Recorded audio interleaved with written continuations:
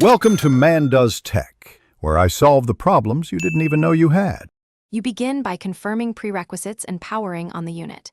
You need the correct cuvettes, calibration standards, and a stable bench.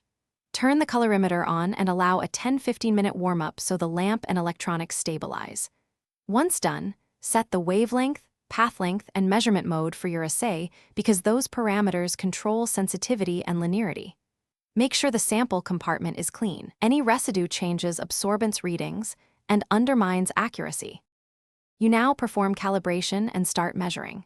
First, insert the blank and press 0 to remove solvent and cuvette contributions. This gives a reliable baseline.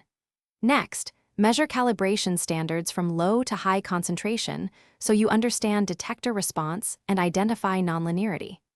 Once calibration looks correct, measure your samples in duplicate, mixing gently and wiping cuvettes to avoid fingerprints. Make sure to keep consistent cuvette orientation. Changing orientation can shift path length and introduce error. You finish by applying the calibration curve to convert absorbance into concentration and then exporting or logging results. Once done, rinse and dry cuvettes, follow the shutdown sequence recommended by the manufacturer, and store calibration standards in labeled containers to preserve integrity.